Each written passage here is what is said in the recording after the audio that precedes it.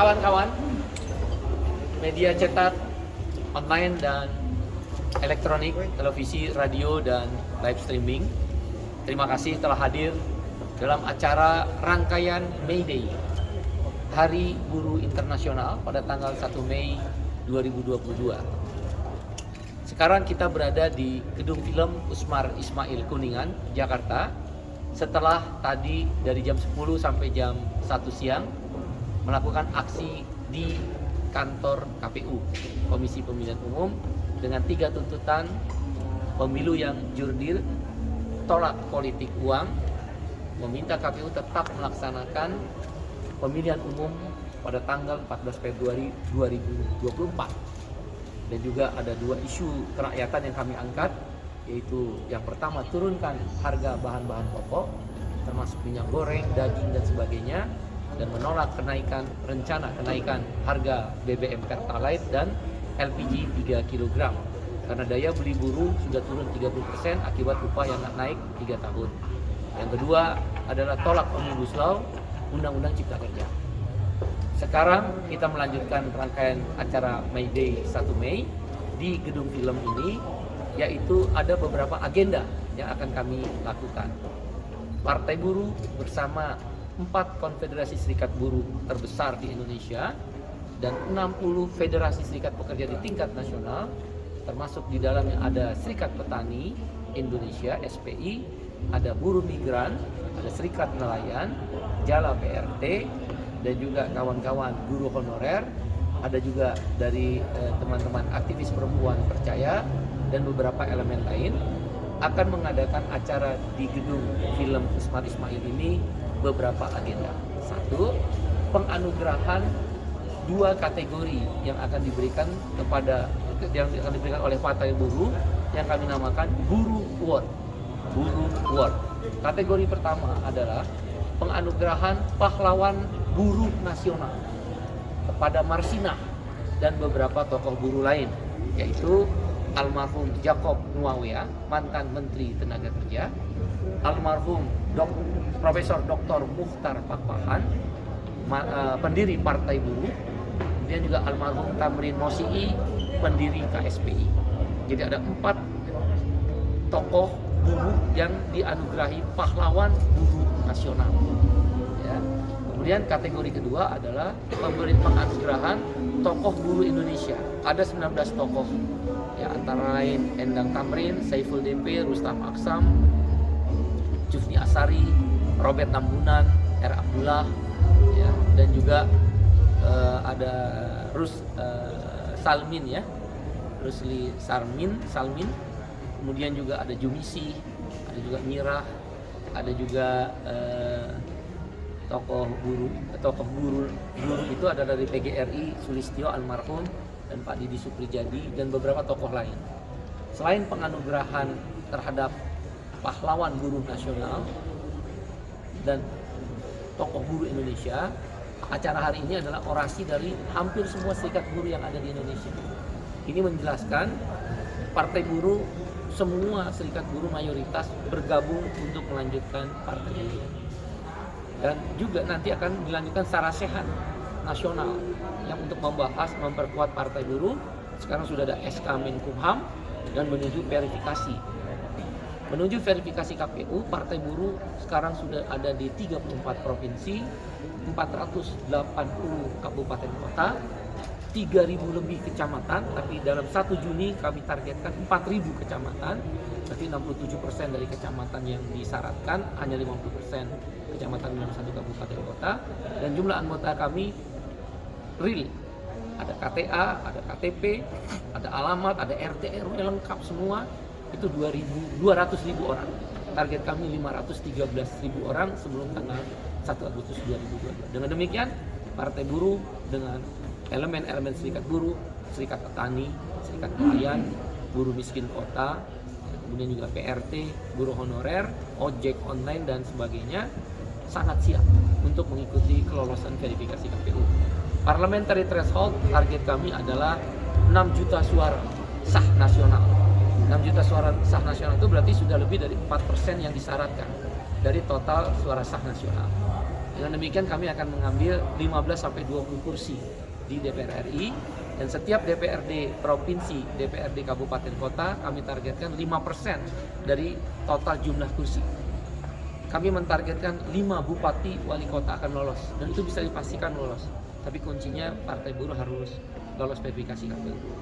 May Day adalah lazim. Nah, ini untuk teman-teman ketahui, May Day itu lazim kalau Partai Buruh menyelenggarakan atau merayakan May Day bersama Serikat Buruh.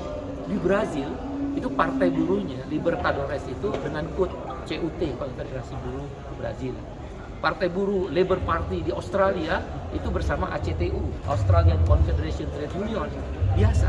Saya kebetulan menjabat ILO Governing Body, salah satu pengurus Pusat Badan Perserikatan Bangsa-Bangsa atau PBB yang berkantor di Geneva. Saya sering diundang dalam perayaan-perayaan May Day di tingkat dunia. Jadi jangan kaget lagi, setiap May Day pasti Partai Buruh bersama Serikat Buruh akan menyelenggarakan May Day, menyuarakan isu-isu buruh. Dan pada hari ini selain penghargaan, orasi, ada juga beberapa instansi lembaga yang kami undang ya. Kita berharap mereka bisa hadir karena ini hari libur juga.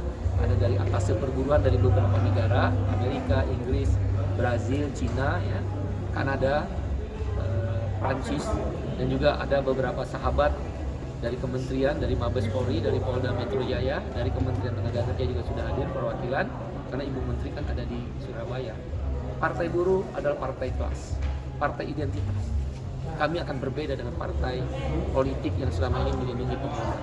Partai kelas, working class, Labour Party, itu di mana-mana akan berbicara konstituen basis orang-orang kecil, buruh, tani, nelayan, miskin kota, miskin desa, ojek, ibu-ibu jamu gendong, ibu-ibu pedagang sayur, pedagang kaki lima, ya, supir angkot, supir trailer, pokoknya orang-orang kecil, disabilitas, perempuan-perempuan yang termarginalkan.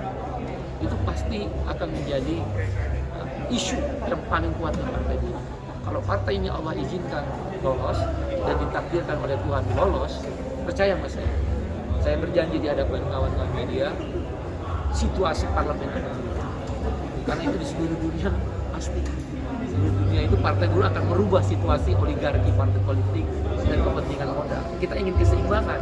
Kamu boleh kaya, tapi jangan miskinkan kami. Tidak boleh ada orang kelaparan di negeri yang kaya. Itu slogan yang akan kita perjuangkan. Selamat menyaksikan beberapa komentaran film, nanti bisa dilihat. Dan terima kasih kehadiran kawan-kawan media. Tanpa media, demokrasi nggak sehat. Partai politik tidak akan pernah sehat kalau nggak ada media. Medialah penyambung lidah dari partai politik. Kita harus beda dengan partai yang ada. Kalau kita sama, percuma partai ini. Percaya, kami partai kelas. Identitas kelas. Ideologi kami adalah Pancasila, tapi tunggunya dua, kemanusiaan yang adil dan beradab dan keadilan sosial bagi seluruh etnis. Kita akan rebut kekayaan negara. Kalau orang kaya ngerebut kekayaan negara dengan investasi.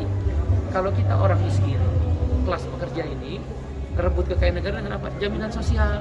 Kita mati negara bayar, kita sakit negara bayar, kita kecelakaan kerja negara bayar, kita hari tua negara bayar, kita pensiun negara bayar. Wajar, kita sehat kita bayar pajak. Itu biasa di seluruh dunia. Jangan mau kita dibohongin terus. Nah, 5 lagi yang kita perjuangin. Tidak boleh ada orang kelaparan di negeri yang kaya. Setiap orang dikasih makan. 500.000 janji Partai Buruh. Masuk ke ATM, nggak pakai BLT, nggak pakai bansos. Bisa nggak? Cuma 180 triliun. 30 juta orang miskin. Bisa. Di Brazil bisa. Di Chili bisa. Di Peru yang lebih miskin dari kita bisa. Kenapa kita nggak bisa? Nanti perumahan 30% dari harga sekarang. Intervensi negara kepada mekanisme perumahan. Real estate itu silakan menengah atas. Tapi perumnas akan kita bangun. Prajurit TNI Polri, wartawan, buruh, orang-orang termarginalkan harus punya rumah kalau dia udah tidak lagi bekerja. Bisa, itu kita rebut. Caranya di parlemen. Pengangguran harus ada jaminan. Karena kita kerja bayar pajak. Kita nganggur, negara bayar kita. Itu logika di seluruh dunia. Saya ini orang internasional, bukan sombong ya, maaf ya. Semua berlaku begitu.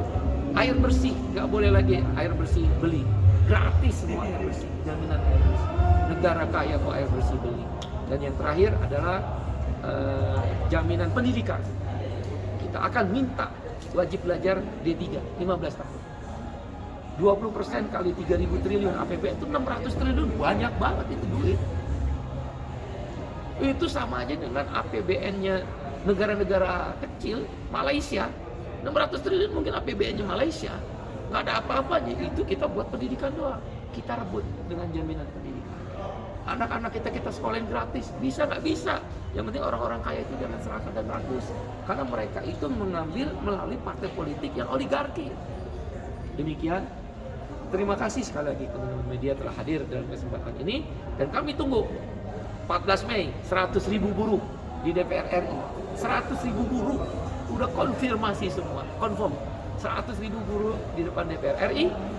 Kita aksi dengan 15 tuntutan, tentu dari bandingan kawan-kawan tadi. Dan setelah itu kita ke Istora. Karena Pak Anies ini ragu-ragu. Dia kalau buat kepentingan dirinya dan pemerintahnya, cepat. Boleh dipakai JIS, malam takbiran boleh. Idul Fitri boleh. Pertandingan bola internasional boleh. Giliran buruh pakai masa nggak boleh kita bayar. Kalau ada yang rusak, ada yang namanya jaminan kerusakan. Kita juga bayar. Di GBK itu biasa. Istora biasa, sport mall apa dan biasa. Kok tiba-tiba kok jadi semacam kuper gitu dan baperan. Dua partai itu baperan. Takut partai buruh mengambil kekuasaan di Jakarta. Memang Jakarta adalah pertarungan kelas partai buruh. Kita akan menang. Setidak-tidaknya target kami 3 besar. Partai buruh di Jakarta 3 besar. Di Sao Paulo, partai buruhnya Brazil nomor 1. Di Canberra, di Sydney, partai buruhnya Australia nomor 1. Kami untuk tahap awal di Jakarta, partai buruh 3 besar. Terima kasih kawan-kawan atas perhatian kawan-kawan. Ada pertanyaan? Tidak? Terima kasih kalau begitu. Terima kasih.